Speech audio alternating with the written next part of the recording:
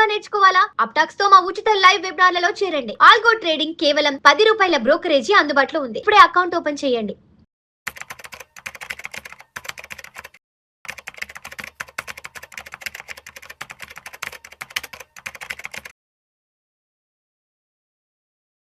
So రీసెంట్‌గా ఒక నేను ఒక పోస్ట్ అనేది చూసానండి. సో ఒకప్పుడు రియల్ ఎస్టేట్‌లో పెట్టుకొని బాగా వెల్త్ క్రియేట్ చేసిన ఒక తరాన్ని మనం చూసాము.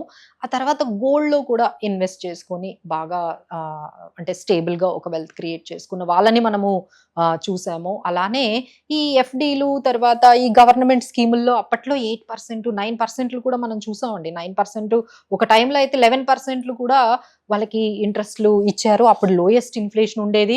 హైయెస్ట్ రిటర్న్స్ అనేవి మనకి గవర్నమెంట్ బేస్డ్ అంటే పీఎఫ్‌లు గాని, లేకపోతే పీపీఎఫ్‌లు గాని, ఎఫ్‌డీస్ గాని ఇవన్నీ కూడా వాళ్ళు కూడా చాలా బాగా వెల్త్ క్రియేట్ చేశారు. Is it the same possible?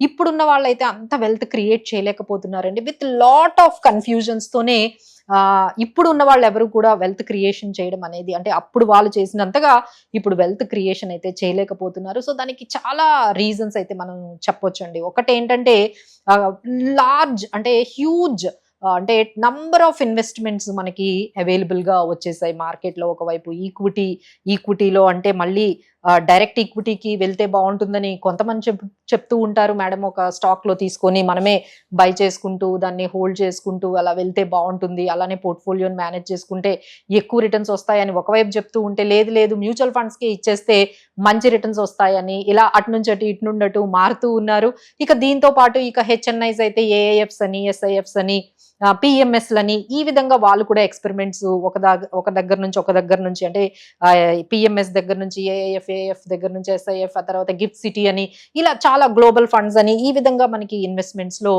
మనకి different wide variety of range వచ్చేటప్పటికి అందరూ కూడా ఈ విధంగా ఒక దగ్గర నుంచి ఒకరికి షిఫ్ట్ అవుతూ ఉన్నారు. సో, దానివల్ల కూడా చాలా లాట్ ఆఫ్ కన్‌ఫ్యూజన్ అనేది మనకి క్రియేట్ అయిపోతూ ఉంది. నెక్స్ట్ ఏంటంటే మనకి టెక్నాలజీ అండి. ఎప్పుడైతే టెక్నాలజీ వచ్చిందో బాగా స్కామ్స్ అనేవి ఎక్కువగా అంటే సంపాదించడం కన్నా డబ్బులు పోగొట్టుకోవడంలోనే మనకి ఎక్కువ మందిని మనం చూస్తూ ఉన్నాము.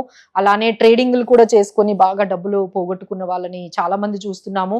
సో, ఇప్పుడు ఇది కాకుండా ఇంకొకటి కొత్తగా మనం చూస్తున్నాం ఏంటంటే రియల్ ఎస్టేట్‌లో పెట్టుకుందాము, ప్లాట్‌లవి కొనుక్కుందాం ఇవన్నీ వద్దు అనుకునే వాళ్ళు ఏమైనా సంపాదిస్తున్నారంటే డెఫినెట్‌లీ అండి. Entry is very easy for real estate. Real ఎస్టేట్‌లో మీరు మీ దగ్గర ఉన్న కొంత క్యాష్‌ని లేకపోతే కొంత లోన్‌ని పర్సనల్ లోన్‌లు, గోల్డ్ లోన్ గాని లేకపోతే ఇంకేదైనా తీసేసుకొని మొత్తం అంతా కూడా ప్లాట్‌ల్లో పెట్టుకోవడం గాని, ఈ రియల్ ఎస్టేట్‌లో గాని ఎంట్రీ చాలా ఈజీగా మీరు వెళ్ళొచ్చండి. ఎందుకంటే చాలా లోన్స్ అనేవి చాలా విపరీతంగా మార్కెట్‌లో ఇచ్చేస్తూ ఉన్నారు. మీరు పే చేసే కెపాసిటీ ఉంటుందా లేదా? మీరు ఇప్పుడు కాదు అసలు నెక్స్ట్ 1 ఇయర్ తర్వాత మీకు ఆ ఇన్‌కమ్ అనేది సర్టెనిటీ ఉంటుందా లేదా అనేది కూడా సంబంధం లేకుండా మీకు హ్యూజ్ లోన్స్ అనేవి ప్రతి ఒక్కరు ప్రొవైడ్ చేసేస్తున్నారు. సో, అందరూ కూడా రియల్ ఎస్టేట్‌లోకి వెళ్ళిపోతున్నారు. బట్ ద వార్నింగ్ ఏంటంటే ఎగ్జిట్ అయితే అంత ఈజీగా ఉండట్లేదండి. ఎందుకంటే మా దగ్గర చాలా మంది క్లయింట్స్ వస్తూ ఉన్నారు. సో, మేడం ఎగ్జిట్ అయితే అస్సలు దాన్నేమంటారంటే స్మూత్‌గా లేదు. సాటిస్ఫైయింగ్‌గా మేమైతే ఏదైతే ఎక్స్‌పెక్ట్ చేసామో ఇప్పుడు జరుగుతున్నవన్నీ కూడా చూస్తూ ఉంటే అమ్మాలి అంటే ముందు బయ్యర్ దొరకట్లేదు. మంచి బయ్యర్ క్వాలిటీ బయ్యర్ దొరకాలి అంటే ప్రైజింగ్ అనేది కరెక్ట్‌గా రావట్లేదు. సరే ఇంత ప్రైజింగ్ ఇవన్నీ సెట్ అయిన తర్వాత వాళ్ళంతా కూడా వైట్‌లో ఎక్కువగా ఇస్తున్నారా? తక్కువ అంటే ఎక్కువ మనకి క్యాష్‌లో ఇస్తూ ఉన్నారు రియల్ ఎస్టేట్‌లో. ఓన్లీ గవర్నమెంట్ వాల్యూ వరకే రిజిస్ట్రేషన్ చేసుకుంటున్నారు. సో, మిగతా వైట్ అంతా మిగతా ఏదైతే క్యాష్ ఇచ్చారో అది ఈ రోజుల్లో స్కూల్స్‌లో కూడా ఎవరు యాక్సెప్ట్ చేయట్లేదు. మీ రిటైర్మెంట్ ప్లానింగ్ కూడా అది ఏ విధంగా ఎక్కడ పెట్టాలన్నా సరే ఎవరు క్యాష్ తీసుకోవడం లేదు. మళ్ళీ దాన్ని ఏం చేస్తున్నారు అంటే ఇక ఎంతకాలం ఉంచుతారండి? మళ్ళీ ఆ క్యాష్‌ని తీసుకొనెళ్ళి మళ్ళీ ప్లాటే కొంటున్నారు. సో, ఎవరు కూడా ఆ ఎగ్జిట్ అనేది అంత స్మూత్‌గా అదైతే జర్నీ ఏదైతే ఉందో ఆ రియల్ ఎస్టేట్‌లో వెళ్ళినప్పుడు బానే ఉంటుందండి. బట్ ఎగ్జిట్ అయితే మాత్రం అది అమ్మిన తర్వాత దాన్ని అమ్మడం అక్కడి నుంచి రిటర్న్స్ తీసుకుంటే చూసేంత వరకు అంటే హోల్డ్ చేసినంత వరకు యూ కెన్ ఫీల్ నాకు 2-3 కోట్ల ప్రాపర్టీ ఉంది అని మీరు ఫీల్ అవ్వడమే తప్ప ఎండ్ ఆఫ్ ది డే అది మనకి ఎంత ఉపయోగపడుతుంది, దానికి లిక్విడిటీ ఉండదు, దాన్ని ఏమైనా అమ్మాలి అంటే ఈజీగా ఉండదు.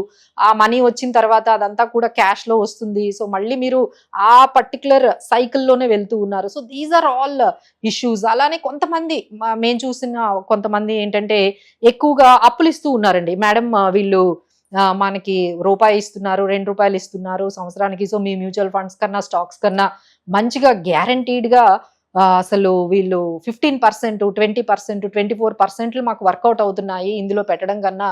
బట్ నవ్వే డేస్ చూస్తున్నాం కదండి, ఎవరు కూడా తీసుకునేటప్పుడు అయితే చాలా హ్యాపీగా మనీ అనేది తీసుకుంటున్నారు. బట్ పే చేసేటప్పుడు అయితే చాలా పెయిన్ఫుల్గా అది మీకు ఆ జర్నీ అనేది చాలా పెయిన్ఫుల్గా మీకు ఎండ్ అవుతూ ఉంది. చాలా మందికి మనీ అనేది వాళ్ళకి అవసరానికి తిరిగి రావట్లేదు. సో ఇంట్రెస్ట్లు ఇస్తారో ఎవరో తెలియదు, కానీ ప్రిన్సిపల్ కూడా చాలా మంది ఈ విధంగా ఇటువంటి మనీ ఇచ్చి తెచ్చుకోలేక ఇంకా వాళ్ళ మీద మనం కంప్లైంట్లు పెట్టడానికి అసలు అలాంటి సిచ్యువేషన్స్ అయితే ఏమీ లేదండి. మనీ అయితే వస్తుందన్న గ్యారంటీ అయితే ఎక్కడా లేదు.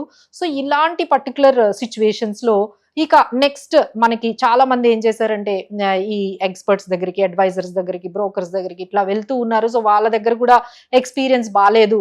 ఒక అడ్వైజర్ దగ్గర నుంచి ఇంకొక అడ్వైజర్ దగ్గరికి వెళ్ళడము, లేకపోతే ఒక ఎక్స్పర్ట్ దగ్గర నుంచి ఇంకో ఎక్స్పర్ట్ దగ్గరికి ఇలా మారుతూ ఉన్నారండి. But situation is not good for the last 2.5 years, అంటే 2 years నుంచి ఎస్పెషలీ సెప్టెంబర్ 2024 నుంచి కూడా మార్కెట్స్ ఈ విధంగా ఉన్నాయి. సో ఇన్వెస్టర్స్ అందరూ కూడా చాలా ప్యానిక్ అవుతున్నారు. ఐదర్ మ్యూచువల్ ఫండ్స్, స్టాక్స్ లో పెట్టే వాళ్ళందరూ కూడా చాలా కన్ఫ్యూజ్డ్ స్టేట్ లో ఉన్నారు. So what is the solution for this? We can go with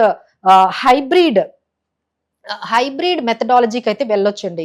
you go with a trusted financial investor దగ్గరకు అయితే వెళ్ళొచ్చు. మీరు డెఫినెట్ గా వెళ్ళాలి. ఎందుకంటే మీ ఎమోషన్స్ ఇప్పుడు మనం చెప్పాం కదండి, ఏవైతే ప్రాబ్లమ్స్ ఫేస్ చేస్తూ ఉన్నారో, ఒకవైపు టెక్నాలజీ మారుతోంది, రకరకాల ప్రోడక్ట్స్ వచ్చేసాయి, ఒక్కొక్కసారి ఒక్కొక్క ప్రోడక్ట్ వెళ్తుంది, అసెట్ ఎలకేషన్ చేసుకోవాలి, డైవర్సిఫికేషన్ చూడాలి, లిక్విడిటీ కావాలి, ట్యాక్సెస్ ని మేనేజ్ చేయాలి, రిటర్న్స్ ని మేనేజ్ చేయాలి, రిస్క్ ని మేనేజ్ చేయాలి. సో ఇన్ని మేనేజ్ చేయాలి అంటే it might go wrong in 1 or 2 way. So ఎవరైనా మీ ఎమోషన్స్ ని, మీ టైం ని కొంచెం సేవ్ చేసి ఆ విధంగా మిమ్మల్ని పర్టికులర్ గా గైడ్ చేసే వాళ్ళైతే ఖచ్చితంగా మీరు ఎక్స్పర్ట్స్ తో ట్రావెల్ చేస్తేనే మంచిదండి.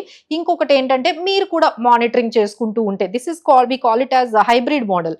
హైబ్రిడ్ మోడల్ అంటే ఏంటంటే మీరు ఎక్స్పర్ట్స్ దగ్గరికి వెళ్ళాలి, వాళ్ళ అడ్వైస్ తీసుకోవాలి, మీరు కూడా మానిటరింగ్ చేసుకుంటే this is going to be, అంటే మీ ఎఫర్ట్స్, వాళ్ళ ఎఫర్ట్స్, ఇద్దరు ఎఫర్ట్స్ కానీ క్లబ్ అయినట్లయితే definitely you can create wealth అండి. So we're there to help you. ఎవరికైనా హెల్ప్ కావాలి అంటే we're here to give your clarity for your confusion. ఎందుకంటే ఈ టైంలో ఎప్పుడు ఇంత, అంటే మేము ఆల్మోస్ట్ ఈ ఫీల్డ్లోకి వచ్చి 15 years అయిందండి. ఎప్పుడు కూడా ఇలాంటి కన్ఫ్యూజ్డ్ స్టేట్, అంటే ఒకవైపు ఇన్ఫ్లేషన్ పెరిగిపోతుంది, ఒకవైపు ఇంత అన్సర్టనిటీస్ ఉన్నాయి, వార్స్ ఉన్నాయి, సో ఒకవైపు పర్సనల్ లైఫ్ అన్సర్టైన్ గా ఉంది, ప్రొఫెషనల్ లైఫ్ కూడా, ఇన్కమ్ కూడా ఈ ఇయర్ వచ్చినట్టుగా నెక్స్ట్ ఇయర్ వస్తుంది అనేది అసలు గ్యారంటీ లేకుండా ఉంది. సో ఇలాంటి అన్సర్టైన్ టైమ్స్ అయితే మేము ఎక్కడా చూడలేదు. అంటే ఒకవైపు ఇన్కమ్ పెరగట్లేదు కానీ ఎక్స్పెండిచర్ అయితే 20-30% పెరిగిపోతూ ఉన్నాయి. So managing finances is really getting a very challenge nowadays అండి. So don't make much experiences and much experiments అంటూ మీరు చేసుకుంటూ వెళ్తే ఉన్న మనీ కూడా పోతోంది. సో మనీని కాపాడుకుంటూ రిస్క్స్ మరీ అంటే మేనేజ్ చేసుకుంటూ ఓవర్గా మీరు రిటర్న్స్ని ఎక్స్పెక్ట్ చేస్తూ ఫాస్ట్గా క్రియేట్ చేయడం కన్నా మనం ప్రిన్సిపల్ని ప్రొటెక్ట్ చేసుకుంటూ సేఫ్టీగా రిస్క్ని మేనేజ్ చేసుకుంటూ డీసెంట్ రిటర్న్స్ని మనము తీసుకుంటే బెటర్గా ఉంటుందండి. So protect your wealth and manage your wealth properly. So సేఫ్గా మనం క్రియేట్ చేసుకోవాలి అంటే యూ నీడ్ ఒక మనకి హెల్ప్ చేస్తూ ట్రస్టెడ్గా ఉన్న వాళ్ళతో జర్నీ చేస్తే డెఫినెట్గా you can win this situation of wealth creation.